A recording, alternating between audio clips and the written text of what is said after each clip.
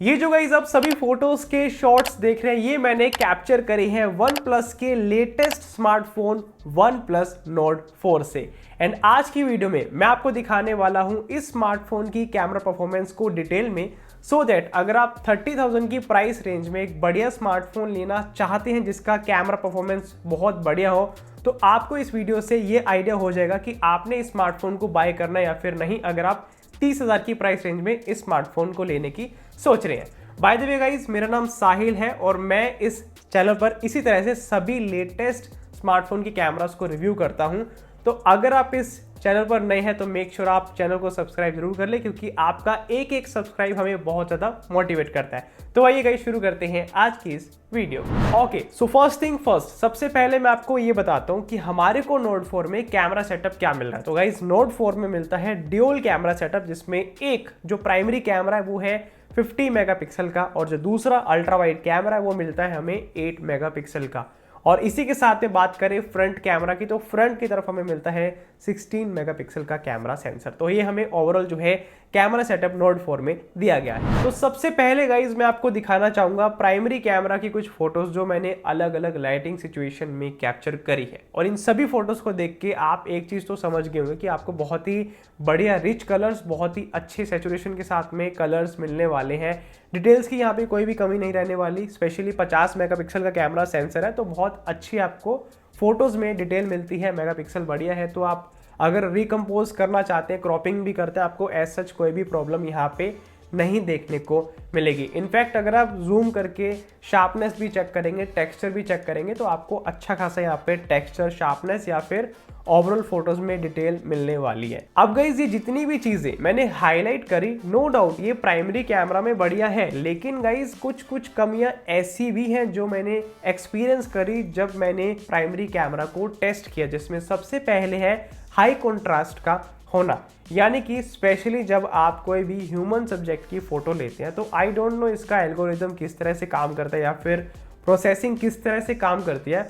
कुछ जगह पे कुछ फोटोज में कुछ लाइटिंग सिचुएशन में कॉन्ट्रास्ट इतना ज़्यादा हाई हो जाता है कि वहाँ से डिटेल हम ज़्यादा जो है एक्सपेक्ट नहीं कर पाते। अब फॉर एग्जांपल अगर आप इस फोटो को ध्यान से देखें तो इस फोटो में आप मेरी बियर्ड या फिर मेरी टी शर्ट के बटन्स को देखें तो वहाँ पे डार्क इतना ज़्यादा हुआ पड़ा है, इतना वहाँ पे कॉन्ट्रास्ट हाई हुआ पड़ा है, ब्लैक पॉइंट्स इतने ज़्यादा बड़े हुए हैं जिसकी वजह से ना मेरी बियर्ड का टेक्सचर दिख रहा है और ना ही बटन्स का टेक्सचर दिख रहा है। मतलब वहाँ की डिटेल जो है गायब हो चुकी है। तो ये चीज़ मेरे को जो है ठीक नहीं लगी।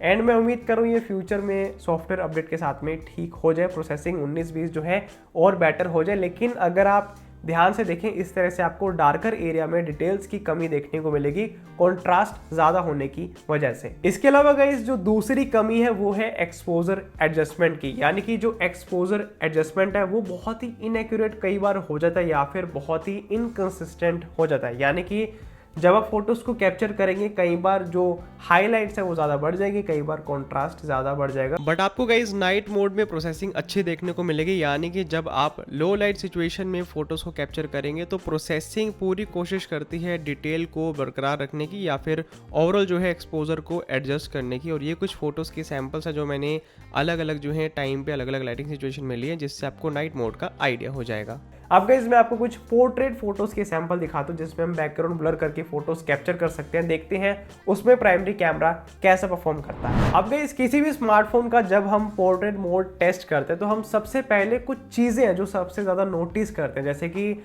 हमारे बैकग्राउंड में जो है ब्लर कितना अच्छा हो रहा है या फिर जो एज डिटेक्शन है वो बहुत अच्छे से प्रोफेशनली कर रहा है या फिर नहीं कर रहा है, या फिर हमारा सब्जेक्ट जो है अलग से पॉप आउट हो रहा है या फिर नहीं हो रहा। एंड गाइस बात करें यहाँ पे नोट 4 के पोर्ट्रेट मोड के, तो काफ़ी हद तक बहुत अच्छे से नोट 4 जो है पोर्ट्रेट मोड में काम करता है। यानी कि आपको बैकग्राउंड में अच्छा ब्लर देखने को मिलेगा, जो एज डिटेक्शन है वो ऑलमोस्ट सभी लाइटिंग सिचुएशन में आपको बढ़िया देखने को मिलेगा। थोड़ी बहुत कमी है जो मैं आगे शेयर करूंगा, लेकिन हाँ गाइस ओवरऑल एज डिटेक्शन आपको बढ़िया देखने को मिलता है और आपका जो सब्जेक्ट है वो आइसोलेट बहुत अच्छे से होता है। यानी कि आप इजीली अपने सब्जेक्ट को पॉप आउट कर सकते हैं, अलग से स्टैंड आउट करवा सकते हैं बैकग्राउंड को बहुत अच्छे से ब्लर करवा के। अब मैं गाइस अगर बात करूं कलर्स एंड डिटेल्स की, तो आपको काफी हद तक डायनेमिक और रिच कलर्स मिलने वाले हैं और डिटेल में भी कोई कमी नहीं है। यानी कि आपको शार्प इमेजेस मिलेगी जिसमें आप टेक्सचर भी देख पाएंगे और ओवरऑल आपको जो है बढ़िया क्वालिटी की फोटोज मिलने वाली है। लेकिन गाइज अब मैं हाईलाइट करना चाहूँगा कुछ ऐसी कमियों को जो मैंने पोर्ट्रेट मोड में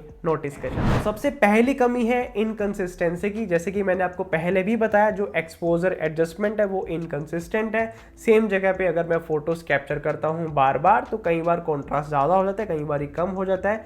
तो नॉर्मल फोटोज में तो ये प्रॉब्लम थी 1x में, यानी कि प्राइमरी कैमरा से, लेकिन पोर्ट्रेट मोड में भी हमें ये प्रॉब्लम देखने को मिलती है। दूसरा ड्रॉबैक ये है कि जो स्किन टोन है वो नॉर्मल फोटोज में बहुत अच्छी आ रही थी, काफी हद तक रियल लाइफ एक्सपीरियंस हमें फोटोज में मिल रहा था कलर्स के मामले में।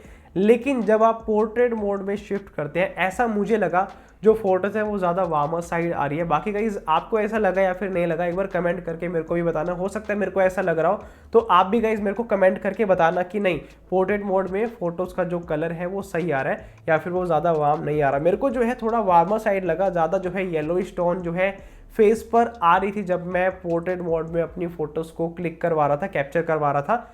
तो ये चीज गाइज आप मेरे को जो है कमेंट बॉक्स में भी बताएं। बाय द वे गाइज, हम नेक्स्ट वीडियो नोट 4 की नोट 3 के साथ कंपेयर करने वाली ला रहे हैं, यानी कि जिसमें हम नोट 4 को नोट 3 के साथ में बहुत अच्छे से कंपेयर कर रहे हैं, बिल्कुल डिटेल में टेस्ट किया है। तो मेक श्योर वो वीडियो भी आप देखें और चैनल को सब्सक्राइब कर लें ताकि जैसी वीडियो आए तो आप तक पहुंच पाए, आप तक जो है उसकी नोटिफिकेशन आ जाए। ठीक है, अब फोटोज के बाद बात कर लेते हैं वीडियो परफॉर्मेंस की। तो सबसे पहले मैं आपको एक वीडियो का शॉट दिखाता हूं जो मैंने प्राइमरी कैमरा से कैप्चर किया है, और उसके बाद फिर मैं डिटेल में वीडियो के ऊपर बात करता हूँ। ओके, अब बात करते हैं कि प्राइमरी कैमरा से अगर आप अपनी वीडियो बनाते हैं आपको किस तरह की स्किन टोन या फिर ओवरऑल क्वालिटी मिलने वाली है। तो सबसे पहले मैं आपको बता दूं, मैं अभी शेडो वाले एरिया में वीडियो बना रहा हूँ और आपको इस तरह की एक्सपोजर एडजस्टमेंट प्लस में स्किन टोन मिलने वाली है। लेकिन अब मैं जाता हूँ सनलाइट वाली जगह पे और हम साथ ही साथ स्टेबलाइजेशन भी दिखाएंगे आपको। जिस तरह से आपने देखा होगा कैमरा मूवमेंट करिए तो स्टेबलाइजेशन ऐसी आने वाली है। अब सनलाइट गाइस मेरे यहाँ से आ रही है फेस पर, और आपको ये आइडिया होगा कि अगर कैमरा वार्म टोन करता है तो कितनी वार्म टोन करता है अगर हम सनलाइट में शूट करते हैं, और अगर सनलाइट मेरे बैक से है, अगर लाइट बैकग्राउंड से आ रही है तो किस तरह से मेरे फेस को ये एडजस्ट करता है ब्राइटनेस के मामले में, या फिर डायनामिक रेंज किस तरह से काम करती है।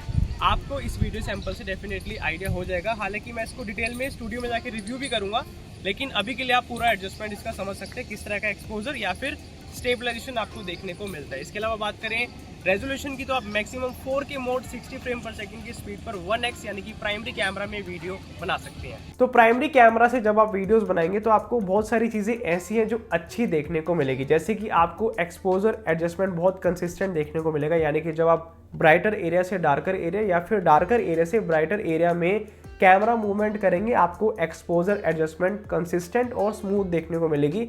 बहुत ही स्मूथली जो है कैमरा उस एडजस्टमेंट को हैंडल करता है। दूसरी बड़ी बात यह है गाइस, जो कलर्स है काफ़ी डायनेमिक है, बहुत रिच कलर्स है, जिसकी वजह से आपको कोई भी कलर करेक्शन की नीड नहीं पड़ेगी या फिर आपको एडिटिंग में जाके सैचुरेशन जो है बढ़ाने की नीड नहीं पड़ेगी। ये सेम चीज़ मैंने फोटोज़ में भी बताई थी, सेम आपको वीडियोज़ में भी देखने को मिलती है, यानी कि आप डायरेक्टली सोशल मीडिया पर फोटोज और वीडियोस दोनों को पोस्ट कर सकते हैं, कोई भी आपको यहाँ पे एडिटिंग की नीड नहीं पड़ने वाली है। ओके, अब बात करते हैं अल्ट्रा वाइड कैमरा की, और मैं एक्सपेक्ट कर रहा था कि इस बार ultra wide camera at least 12 megapixel का आ जाता, लेकिन हमें अभी भी 8 मेगापिक्सल का जो है कैमरा सेंसर देखने को मिलता है, जिसमें हमें कुछ अच्छी बातें देखने को मिलती है, कुछ बुरी बातें देखने को मिलती है। और ये कुछ फोटोज़ के सैम्पल्स है जो मैंने इस स्मार्टफोन के OnePlus Nord 4 के अल्ट्रा वाइड कैमरा से कैप्चर करें, जिसमें मैं सबसे पहले बात करता हूँ बढ़िया चीज़ों की।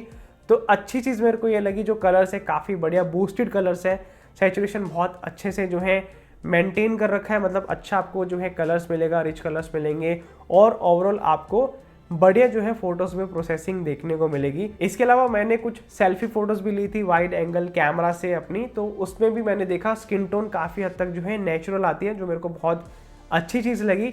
एंड सबसे बेस्ट मेरे को ये लगा, जो शार्पनेस है वो हमें H2H देखने को मिलता है पूरी एंटायर फोटो में, यानी कि चाहे मैं कॉर्नर में जाऊँ या फिर सेंटर में जाऊँ, जूम करके हमें जो शार्पनेस है काफ़ी हद तक कंसिस्टेंट या फिर बरकरार देखने को मिलती है। बाकी गाइस आपको ओवरऑल प्लीजेंट कलर मिलेंगे फोटोज़ में, और जो कलर कंसिस्टेंसी है वो भी आपको बैलेंस मिलेगी। लेकिन गाइस ये सभी चीज़ों के अलावा अब मैं आपको कुछ ऐसी चीज़ें बताता हूँ जो मेरे को ज़्यादा अच्छी नहीं लगी, जो इम्प्रूव हो सकती थी। जब आप फोटोज़ को कैप्चर करेंगे, अगर इनफ गुड लाइटिंग है तो फोटोज़ बढ़िया आ जाएंगी, लेकिन जहाँ लाइटिंग सिचुएशन अच्छी नहीं हुई या फिर आपको लगता है कि डायनेमिक रेंज वाली सिचुएशन आ गई जहाँ पे डार्कर एरिया भी है, ब्राइटर एरिया भी है, तो हो सकता है ब्राइटर एरिया सही से तो मैनेज हो जाए, लेकिन डार्कर एरिया में सही से डिटेल्स कैप्चर ना हो पाए, क्योंकि इसके अंदर जो कैमरा सेंसर है आई थिंक वो बहुत छोटा है अल्ट्रा वाइड वाला, जिसकी वजह से वो डार्कर एरिया में ज़्यादा डिटेल कैप्चर नहीं कर पाता है। ओके, अब फोटोज़ के बाद बात करते हैं अल्ट्रा वाइड कैमरा से वीडियोस की। तो सबसे पहले मैं आपको एक व्लॉगिंग का सैंपल दिखाता हूँ कि अगर आप स्मार्टफोन से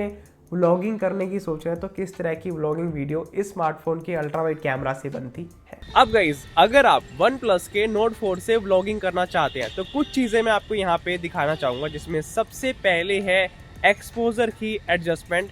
अभी जो मोड है वो है 0.6x पर, और यहाँ पे अगर हम बात करें एक्सपोजर की तो सनलाइट डायरेक्टली मेरे फेस पर आ रही है, और अगर मैं सनलाइट को अपने बैक की तरफ लेता हूँ तो कुछ इस तरह से ये स्मार्टफोन एक्सपोजर या फिर डायनेमिक रेंज को एडजस्ट करता है, स्किन टोन को एडजस्ट करता है। इसके अलावा व्लॉगिंग में एक चीज़ बहुत इंपॉर्टेंट होती है, वो है स्टेबलाइजेशन।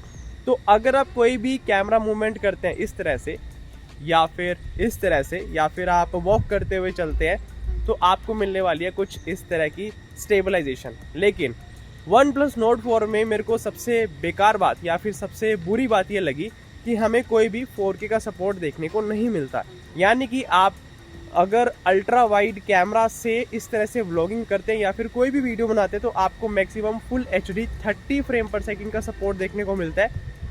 मैं एक्सपेक्ट कर रहा था एटलीस्ट 60 तो होता, लेकिन 30 मिलता है, क्योंकि 60 होता और भी स्मूथ मूवमेंट आती व्लॉगिंग के पर्सपेक्टिव से। लेकिन हमें यहाँ पे 4K नहीं मिल रहा, फुल HD 30 में आपको सपोर्ट देखने को मिलता है। तो जो है व्लॉगिंग का आउटपुट आपके सामने इस तरह से आप इस स्मार्टफोन से वाइड एंगल कैमरा से एक्सपेक्ट कर सकते हैं। अब बात करते हैं वीडियोस की क्वालिटी की। एक्चुअल में हमें किस तरह की वीडियो परफॉर्मेंस देखने को मिलता है, तो यहाँ पे सबसे पहला ड्रॉबैक ये है कि फुल HD मोड 30 फ्रेम पर सेकंड पर हम शूट कर सकते हैं। अभी भी यहाँ पे कोई भी अपग्रेड नहीं मिलता। Nord 3 में भी सेम रेजोल्यूशन था। इसके अलावा जब आप डे लाइट सिचुएशन में कोई भी वीडियो बनाएंगे आपको ग्रेन्स देखने को मिलेंगे या फिर नॉइज़ देखने को मिलेगी, जो कि बिल्कुल जो है आज के टाइम में अनएक्सपेक्टेड है। यार हम 30,000 रुपये खर्च कर रहे हैं और अगर हमें डे लाइट सिचुएशन में ग्रेन्स देखने को मिल रहा है तो मुझे लगता है ये जो है अच्छी बात नहीं है। इसके अलावा जो ओवरऑल डिटेल्स या फिर वीडियो क्वालिटी है वो काफ़ी हद तक जो हमें एवरेज ही देखने को मिलता है, क्योंकि यहाँ पे ना तो रेजोल्यूशन बड़ा है, वहीं सेम रेजोल्यूशन है, और जो ग्रेन्स है वो भी हमें देखने को मिलते हैं, जिसकी वजह से ओवरऑल जो है हमें डिटेल्स कम देखने को मिलती है। And last but not the least वो है जो कंसिस्टेंसी है एक्सपोजर एडजस्टमेंट की, वो ठीक नहीं है। यानी कि समटाइम्स एक्सपोजर अपने आप ही ज़्यादा हो जाता है या फिर कई बार कम हो जाता है, यानी कि ब्राइट और डार्क के बीच में इस तरह से बैलेंस सही से नहीं कर पाता है। As you can see in the video exposure कई बार अपने आप ही फ्लक्चुएट हो रहा है। तो इस तरह से मेरे को जो है video performance up to the mark नहीं लगी OnePlus के Nord 4 कैमरा की अल्ट्रा वाइड कैमरा से। ओके, अब गाइस क्विकली कंपेयर करते हैं प्राइमरी कैमरा को अल्ट्रा वाइड कैमरा से। तो ये कुछ फोटोज के सैंपल्स है जो मैंने सेम अल्ट्रा वाइड कैमरा से भी लिए और प्राइमरी कैमरा से भी लिए, और यहाँ पे मैंने सबसे बड़ा फर्क ये देखा कि दोनों में कॉन्ट्रास्ट सेम नहीं है। जो प्राइमरी कैमरा है उसमें कॉन्ट्रास्ट काफ़ी हद तक बैलेंस्ड है, लेकिन जो अल्ट्रा वाइड कैमरा है वहाँ पे कॉन्ट्रास्ट ज़्यादा होने की वजह से प्रोसेसिंग में जो डिटेल्स है वो ज़्यादा नहीं आ पाई, और जो डार्कर एरिया वहाँ पे हमें डिटेल्स कम देखने को मिलती है। इसके अलावा गाइस जो प्राइमरी कैमरा है वो 50 मेगापिक्सल है, जिसकी वजह से हमें जो है क्रॉप करने की फ्लेक्सिबिलिटी देखने को मिलती है, लेकिन अल्ट्रा वाइड कैमरा में ऐसा नहीं है। आप जो भी फोटोज लेंगे वो वहीं तक जो है अच्छी आएगी, उसके अलावा आप क्रॉप या फिर रिकम्पोज नहीं कर सकते। अब गाइस वैसे तो OnePlus Nord 4 में कोई भी डेडिकेटेड 2x टेलीफोटो लेंस नहीं है, लेकिन गाइस इस स्मार्टफोन में जो 2x की परफॉर्मेंस है प्रोसेसिंग के साथ में वो सच में काबिले तारीफ है। स्पेशली मैं यहाँ पे बात करूंगा वीडियो की। तो अगर आप वीडियो कैप्चर करते हैं आप इजिली 4K मोड 60 फ्रेम पर सेकंड की स्पीड पर जो है रिकॉर्ड कर सकते हैं, और आपको काफ़ी हद तक यहाँ पे कलर्स या फिर ओवरऑल डिटेल्स देखने को मिलेगी। इसके अलावा गाइज आप सेम क्वालिटी 2x फोटो में भी एक्सपेक्ट कर सकते हैं, यानी कि आपको बढ़िया डिटेल मिलेगी, बढ़िया क्वालिटी मिलेगी। फोटोज में आपको कोई भी जो है सच कमी देखने को नहीं मिलेगी। इनफैक्ट जब आप देखेंगे कि 1x और 2x में जो आपने फोटोज कैप्चर करी है तो दोनों में आपको जो है बहुत ज़्यादा जो है फ़र्क, बहुत ज़्यादा ड्रास्टिक फ़र्क देखने को नहीं मिलेगा।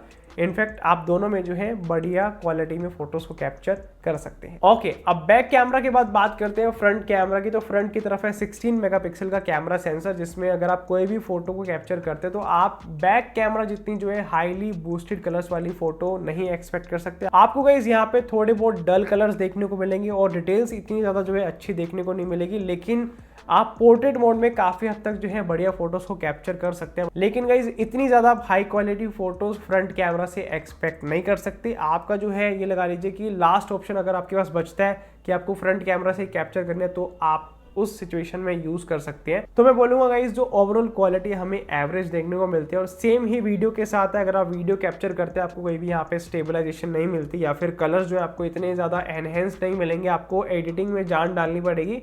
और मैं आपको बिल्कुल भी सजेस्ट नहीं करूँगा कि आप फ्रंट कैमरा से अपनी वीडियो बनाएं। और मुझे ऐसा लगता है आज के टाइम में फ्रंट कैमरा सिर्फ कामयाब है अगर आपको कोई वीडियो कॉल करने या फिर जूम मीटिंग करने। तो मैं गाइस उम्मीद कर रहा हूँ कि आपको ये वीडियो बहुत अच्छी लगी होगी और इस वीडियो को आप जरूर लाइक करें ताकि हमें मोटिवेशन मिले। और इस वीडियो से आपको नॉट 4 की कंप्लीट जानकारी हो गई होगी, स्पेशली कैमरा की। बाकी गाइस आपके माइंड में कोई भी सवाल हो आप कमेंट बॉक्स में लिख सकते हैं, मैं सभी कमेंट्स को पढ़ता हूँ। एंड गाइस इसी तरह से वीडियोज़ देखने के लिए मेक श्योर आप चैनल को सब्सक्राइब याद से कर लें और नोटिफिकेशन बेल को ऑन कर लें। मिलते हैं आप सभी से अगली वीडियो में।